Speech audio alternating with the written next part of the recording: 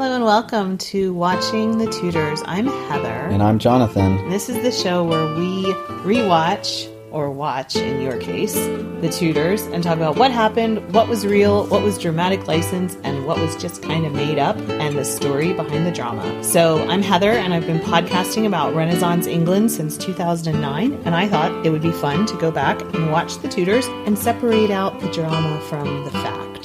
And I'm Jonathan. I'm her husband, and I really know very little about history. I'm picking up some from watching this show, but I thought it would be good for me to sort of ask the questions that the historical layman would ask. There you go. So this is Season 2, Episode 4. Oh, and we should say we're going to be more regular with this now that Hannah's in school. Yeah. Our daughter's in school. Daughter's in school, yay. So we have time. So this is Season 2, Episode 4.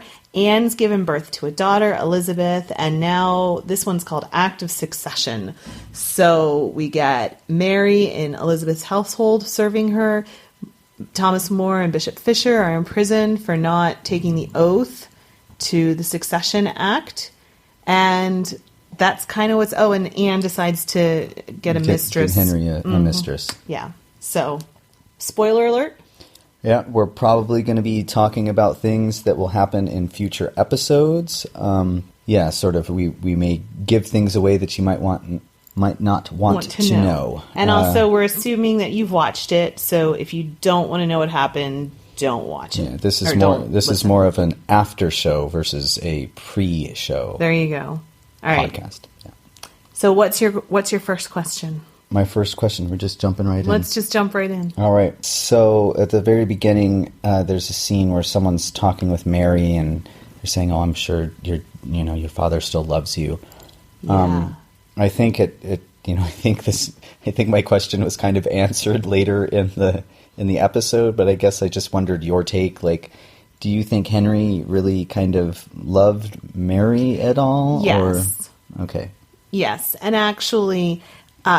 Something interesting is that, and I think we were going to talk about this later, but we can just talk about it now, is that throughout this period, Anne Boleyn was really pushing Henry to execute both Mary and Catherine of Aragon. She said, as long as they're alive, they're a point of rebellion, and they're a threat to Elizabeth, blah, blah, blah, blah, blah. Mm-hmm. And he blustered and said he might and made all kinds of threats, but he never actually did, which, is nice. And it's also a big step for Henry. Right, exactly. Know? And so he never could pull himself to do that, even though Anne was really pushing for it. And, throughout this time, he did send Mary things. And we think that there was that it wasn't until later that she became reconciled to him, and things were tense. But she actually was at court a little bit more than what this show portrays. Uh-huh. And, he was very, very angry with her for this, but, he did still love her as his daughter. And I think that relationship is, there's a new book out on Mary, and the subtitle should be Lessons in Nuance, because it was a very nuanced relationship. But yes, as a father loves a daughter in his own way, he did. I get it. It's almost like he didn't necessarily like her politically, but right. But as his daughter. All right. Okay. Next, archery. Like, there was the scene where Charles Brandon was teaching his son about archery, and Cromwell came up and shot an arrow. Was archery like a big thing? I mean, I know we see it in movies and stuff. But well, I think it's interesting because the reason I wanted to talk about this was it was still a law that you had to spend Sunday afternoons practicing with the bow and arrow. Everybody did. Every man who was strong enough to do so was required. And this is 120 years or so after England's victory at Agincourt. But during the 15th century, during the 100 Years' War, late 14th, early 15th century, England was just unstoppable. They were like superpowers because of the strength of the yew bow. And it was like the English were famous for this. And these archers could fire off like, I don't know, a shot every 3 seconds. And you're telling me that. Yeah. And there was just like the French, nobody had anything for them. And till they eventually had trained people up. It took a long time, to train another generation, up. And exactly. And so during that time, nobody had anything for the English. And so it was still very much an important part of culture, even 120 years on after Agincourt. And Agincourt was the famous battle where they were like hugely outnumbered, but because of the might of the English archer, they were able to defeat the French. And it was this glorious victory. It was like 3-1, right? Something like, yeah. And it was really bad setting. England didn't have good position. And anyway, so that was, something that was really deep part of them is the importance of archery. And still at this point, people were required to practice archery. That's cool. Yeah. Next is about the bill they were discussing, about Anne's children being the successors to the crown. Yes. It's a prominent part of this episode, so I'm assuming that's real. Like, was that called something? Yeah, well, there were a couple of acts of succession, and every time Henry got married, you'll see another one with Jane Seymour. He has to have another one to move the order around. And eventually, his final will finally stipulated Edward first, his son that he'll have with Jane Seymour, and then Mary, and then Elizabeth. But, as of this point, he's saying that his marriage to Catherine of Aragon has to be annulled, and so therefore Mary is a illegitimate bastard. Yeah, and not the heir to the throne. So, yeah, they need to do a new bill that says Elizabeth goes in front. And they just need to solidify that, because during the Wars of the Roses, that was part of the whole problem, was all these people kept coming up saying, I have this claim, I have that claim. And so it wasn't written down. Yes, they needed Parliament to say, this is who it is. Mm-hmm. Boom. Yeah. Yeah. Okay.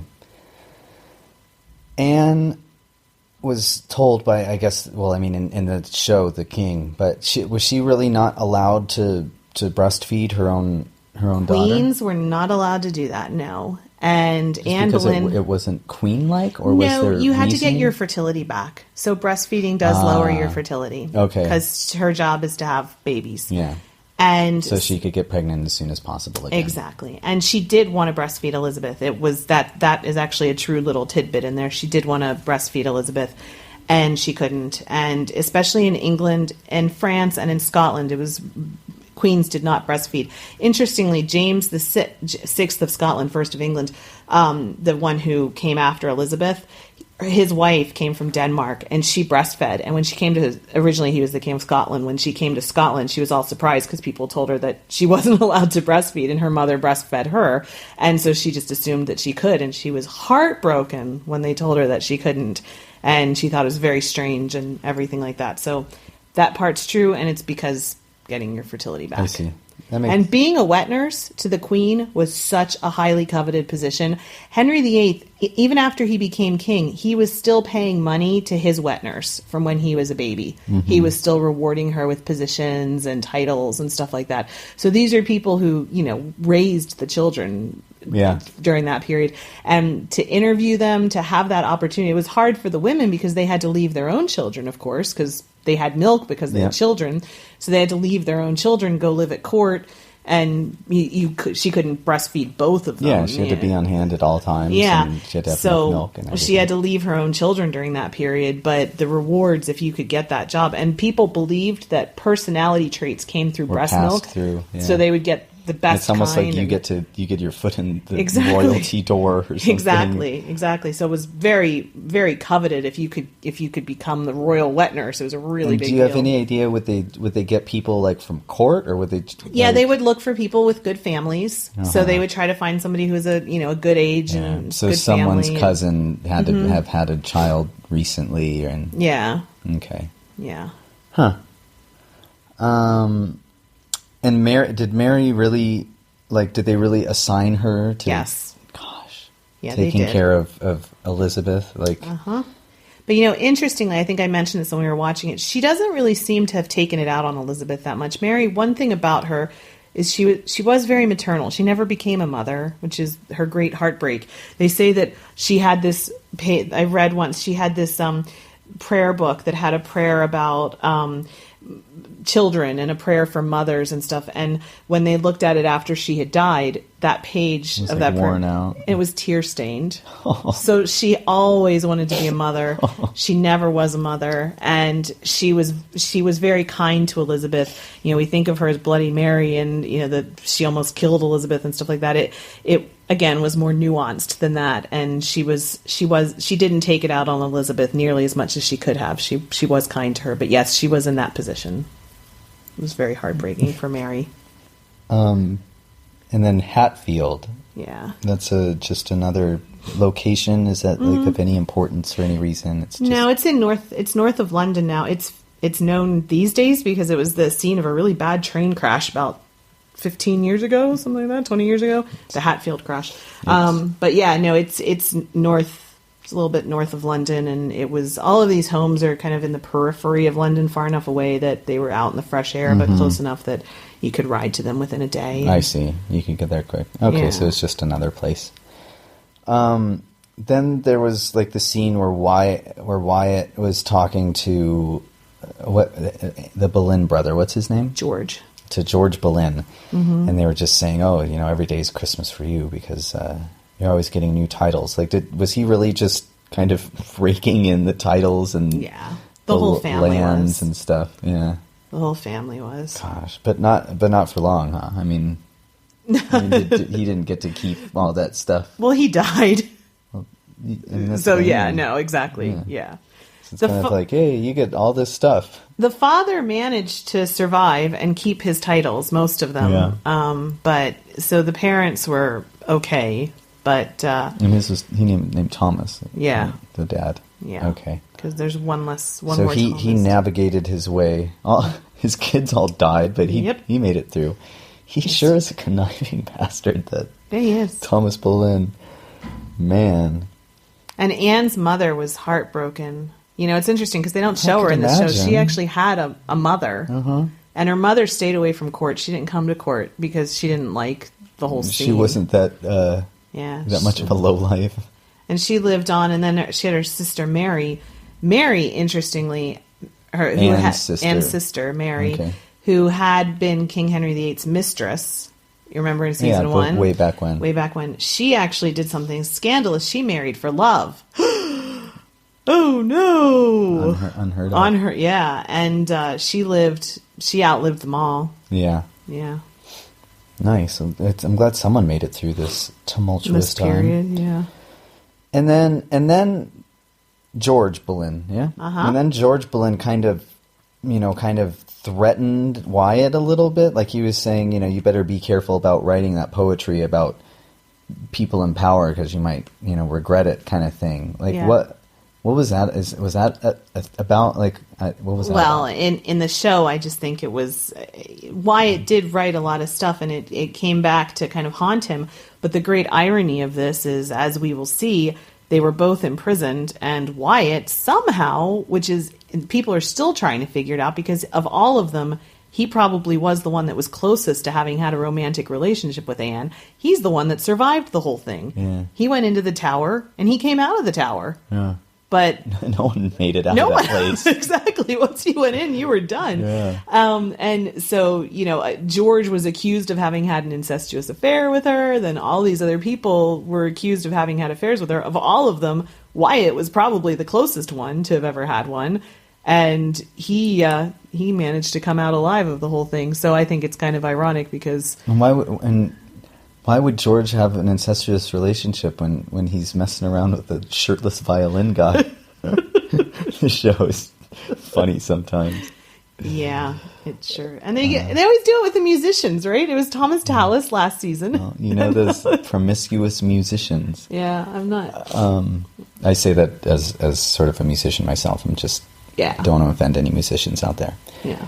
And when that scene came on, you said that there was like rumors that he was gay. And his George wife Boleyn. said some really horrible things about him. He and his wife did not seem to have a very good relationship. The jury's still out on what exactly their relationship was like. Yeah. She testified against him. And then, I just really threw him under the bus about everything. And she said some horrible things about him. And, there were rumors. Okay. But also the other interesting thing, and this is like way deeper, but sexuality as we know it today is a kind of post-Enlightenment sort of construct. Before the Enlightenment, people didn't have sexuality in the same way that we do. It wasn't like a thing, like people had sex with people. Right. And, like, kissed people, and it was just... Exactly. And especially for men. For women, not as much. Because women weren't supposed to have sex with anything, really. Except their husbands. But, you know, especially for men, it wasn't the idea of... It was... The church officially looked down on it. But, again, it wasn't... to call somebody gay, they wouldn't have known what that meant. If you called somebody gay. Or homosexual or whatever. It wasn't... And because it was looked down upon by the church. People who were being puritanical about it could look down on it, but you know, and that's why there were rumors and stuff. But it wasn't in the same kind of way that we understand. That we have it now. Yeah. Okay. Was Anne really pregnant again? Like that? She was pregnant quickly. She had. There's a couple of pregnancies. There's 2 more that are confirmed. And there's another possible third one, but she was pregnant again by that point. Yeah. Okay. That was quick. Happened fast. Yeah. And then, so next there was like all the sort of important people sitting around the big table with Henry, like Cromwell and Cranmer and like, you know, people like that, and Anne Boleyn's dad, Thomas Boleyn. Who was that group? Like, because that's not Parliament, right? Parliament's like a different thing. So that was just like the Privy Council, which would have been like his cabinet, so kind of person. Okay, like his advisors, his people. Yeah, and they would have drafted the bills then. So they were just kind of getting all on the same page and and probably drafting a bill that they could then send to Parliament, working it out before they rolled it out. Yeah. Okay. I was confused because they were talking about how Parliament needed to pass this bill, and then it showed them. So that was just his group. Okay. And then, so like, I mean, basically with that act, I guess, I mean, people who truly believed that the Pope was, you know, God's representative on earth, like they had to like compromise their like faith, their soul. Or they'd be like sent to prison or killed. I mean, that's... But I mean, you were kind of surprised at that, but that's how it's always been. I mean, and, you know, you talk about later on how Thomas More is one of the good guys. He burned people just as easily when he was Chancellor. You remember the scene where he burned the guy for having the heretical books. Yeah. I mean, this is how it went. Yeah, but see, I mean, and I know we have different views kind of on it, but to me, like the big difference, and I was, we were talking about this before, off recording, the big difference is, More. Yeah. Like in that instance, More had people killed because they didn't believe basically what he believed or, you know, what the popular belief was. But like, see, the difference for me is More truly believed that. I mean, wrong or right, for better or worse, like he truly believed what he was doing, and he truly, thought those people were going against, God's will and stuff. So blah blah blah. But like Henry and his people, Henry was like kind of didn't believe in what he was doing. I mean, it's arguable, but I mean. It just seems like he's doing all of this so that he can have his mistress and he can hopefully have a son. Mm-hmm. And I understand, like, if you're a king, you have things work out the way you do. But to, like, have other people, like, basically, like, condemn their own souls for your, like, seemingly selfish positions that you aren't even like have the convictions in. Like, to me, it just seems like night and day different. And at the end of the day, it's a group of people, jailing and killing another group of people for not agreeing with their ideas, which, I mean, really is kind of a, to me, a silly, concept. But at least I feel like it's somewhat understandable when it's, when the people truly believe in what they're doing versus, I don't like Catherine. She didn't give me a son, and this chick Anne's hot and young. Right. And well, you simplify it because Henry, by this point, I think, and I think most historians think, that Henry really did believe that his marriage was cursed.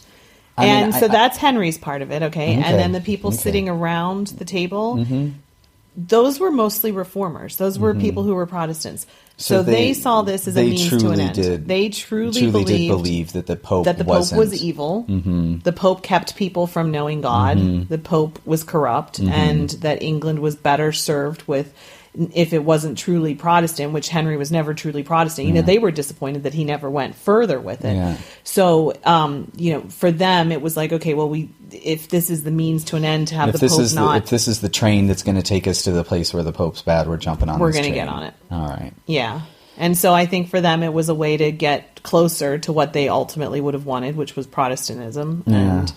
And this is why Elizabeth becomes so famous for her quote saying she doesn't want to make windows into men's souls, because people always made windows into men's souls. It was what you did. And at the same time, even Elizabeth, even with that quote, did make windows into people's souls. She killed as many Catholics as Mary killed Protestants, and Mary's known as Bloody Mary, but that's because Elizabeth didn't have, or Mary didn't have the same propaganda machine that Elizabeth had 50 years later. Yeah. So, this is what happened. And even somebody as famous as Elizabeth not wanting to make windows into men's souls still did it. Yep. So, and people are still doing it today. 2017. So, yep. Yep. All right. Hopefully the next question's a little less grim. Did Henry... Well, no, there's something with that. Yeah. Because for most people, I think most people had a different kind of relationship. There was the relationship of, like, the official relationship with God, and then there was most people's. So More could have easily said, okay, I'll swear the oath, and believed in his heart something different. And that's actually where crossing your fingers came from, because people would make the sign of the cross with their fingers like this, and they would do that when they swore oaths that they didn't actually really believe in. And they would make peepholes in churches to see who was crossing their fingers during communions and stuff like that. And so, but this is like, people figured out their own, this is like, it's interesting because in a place where you don't have the state telling you what your relationship is with God, it's a little bit different because you're really free to figure it out. But also in a place where the state does tell you what your relationship to God is, you also still have to figure it out because the state changes all the time. And your own relationship is your own relationship, what you do in your own house. And it would have been really easy for all of these people to just say, yeah, I believe that. Just like it would have been easy for Catherine to say, no, I'm going to go to a nunnery. That's fine. And she never did it. And, you can believe whatever you want to believe about it. And, you can, and Moore's a saint now because of that. Yeah. I mean, for just me and my personal views, I think it's a very honorable thing to do, to not lie about deep, important things. I mean, as I'll say later, like I wouldn't have been that honorable. I would have just, gone ahead and say, sure, whatever you guys say, and believed what I believed. And his and family I would have gotten lost to their live, provider. Yeah, I would have had to live with my daughter and see her growing up, and her daughter would have had somebody looking out for her. Your daughter would have had somebody looking out for her. And, I don't know if it was the most intelligent decision, but it was very honorable. And I don't necessarily think it was, because what did he gain by that? He became a saint. So to me, that looks selfish. He wanted to be a martyr. To me, that's take care of your family. Do what you need to do. Take care of your family, and don't just martyr yourself just for this. And I'm not anti Thomas More, but I know what you're saying. I think to hold that up and say, oh, that's honorable. It in a way it is, and in a way it's not. Yeah, I mean it's quite selfish. I think you could say. Yeah. All right, and that's why I love you, because we have different opinions, but we can discuss them. There you go. Nicely. So did Henry? Not that inside Henry's heart, but do you think he loved? Did he love Elizabeth? Was that yes. was his girl? Something else about Henry and his children is there was a time when Henry was meant to be meeting up with somebody. There was like a mistake made in the travel arrangements. Okay. And he was supposed to be seeing Mary, and he didn't get a chance to see Mary. And he actually really yelled at Charles Brandon, who'd made the arrangements, because he didn't get to see Mary. So he'd been looking forward to seeing her. Yeah. So, yes, he loved his children, and he loved Elizabeth, and he was very proud of her. And, yes. That's nice. Yeah. It's really interesting because there's so many sides of Henry. And as a father, he was a very doting father. People said all the time how he came more often than other royal fathers had, and, doted on his kids more than other ones did. Are you crying? Yeah, okay. It's all just so sad. Yeah. Like, these parents that can't, just love their children, and, more, dies, and, all these kids looking up at him, and he's like, sorry, and Henry, and it's just all so sad. I just feel so blessed to be able to live a life where I can just love my daughter, and she can just love me back. And next question. Lady Eleanor, was she a real person? Is she just some made up? Yeah, I think she's mistress? A composite. There were a couple of real ones during this time period. I don't know if any of them's name were it. But I guess they didn't play more of a role in all of this, other than they just were mistresses, and that was it. Okay. Yeah.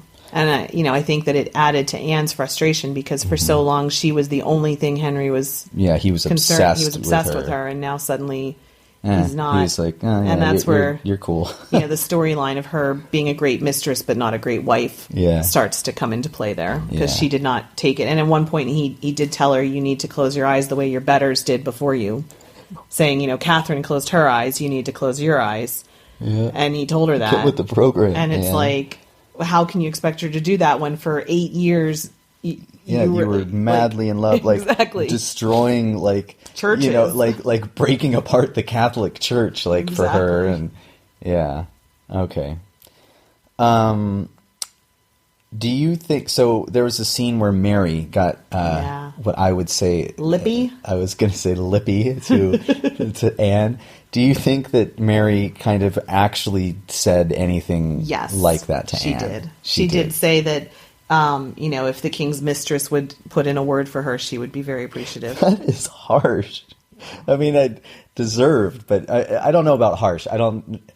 Brave. That is brave, right? She was the granddaughter of Isabella. Yeah, I mean, she did not, and it's funny. Yeah, good for her. Good for her. I'm glad she didn't get killed over it. But I mean, and you were saying she wanted to. Anne wanted to, yeah. She wanted to kill her. Yeah. All right.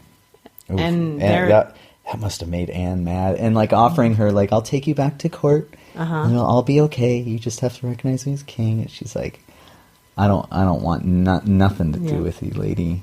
You whatever. All right.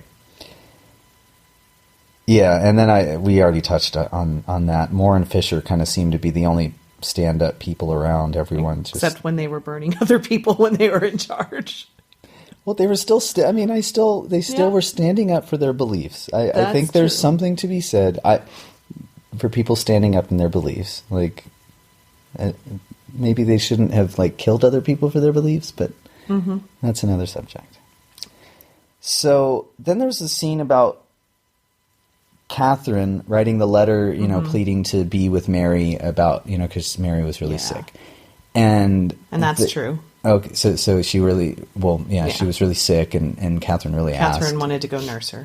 And Henry, the king, was, I mean, in my mind, he seemed quite kind of paranoid about that. They can't get together, they're going to plot against me. And I just, I mean, do you think that was I mean, I'm not questioning whether she was sick. I'm not questioning whether Catherine really wanted to No, I don't think it was paranoid. Do you think it was paranoid on the king's part to even suggest that was possibly going to happen? I don't think so, because Charles had an army. Charles had ships. King Charles of the Spain. Emperor Charles V. And, he could have, and he thought about it. And, he really did think about launching an invasion. He was thinking about it. And if you got Catherine and Mary together and they kind of each came up with a plan, and I don't know that they would have while she's sick, and he could have had people there watching them, and he could have tried to do that, but I don't think it was necessarily the most paranoid thing for him to think. Okay, I guess just me, it seems like if if Charles, if Spain wanted to come over and crush the king, if the king's army, if that's what you want to call it, it just doesn't. It seems like they would make that decision without Catherine. What and they Mary needed, getting what they together. would have needed, was a way for Mary to escape, to get out, because they needed Mary alive. I see. Because then she would be the Okay. figurehead. Well, then that so if that they could kinda have come makes up with a way sense. for I see. Catherine and Mary to escape, if they could have plotted that, because they wanted them out of there, because otherwise they just would have killed them, and that wouldn't have right, been, that wouldn't have done any good. No, they it's needed like- to have them alive so they could be put on the throne. Okay, and then they would have been in one place at one time. Okay. I mean, that makes more sense than them plotting against him, but just more of it being a part of a bigger plan. Yeah. I can see that. Yeah. Well, I'm glad we discussed that. There you go. So I agree.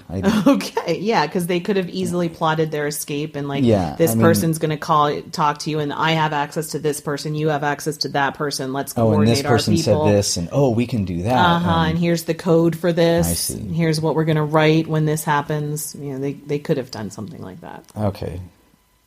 He still could have easily have stopped it by just having somebody there watching, so he needn't have been. I understand, but yeah, it makes more sense than what I was thinking. Yeah,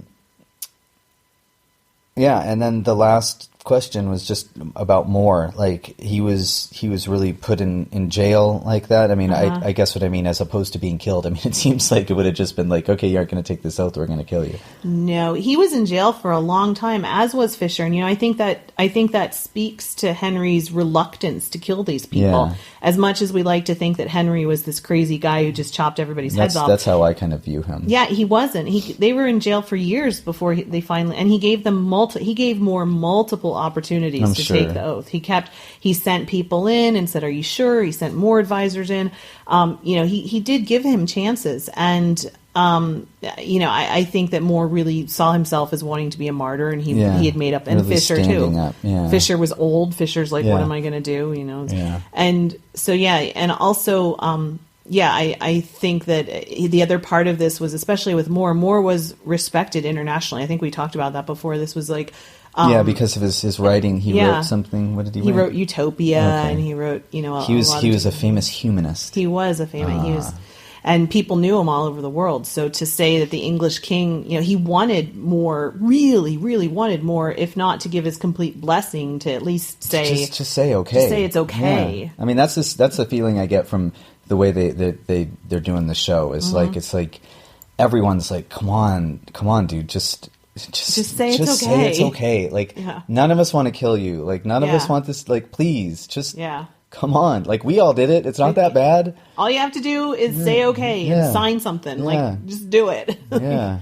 You get to go home, be with your family. We get to move on. It's all good. Instead, we have to have this big trial. You got to lose your head. Like you got to make us look bad. Exactly.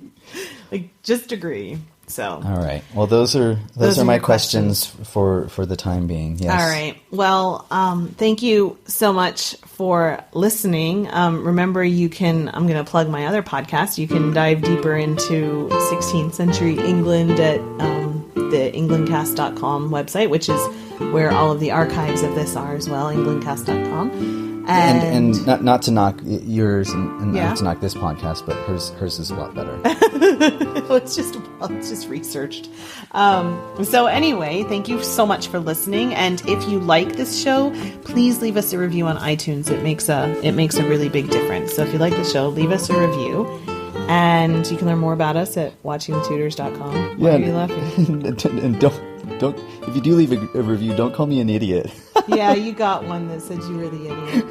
I'm not he that just stupid. doesn't know that much about history. Yeah. Anyways, all right, I'm still enough. sensitive about it. All right, thank you, thank you, everyone. Thanks for listening. Talk to you again soon. We'll hear you next time. Bye.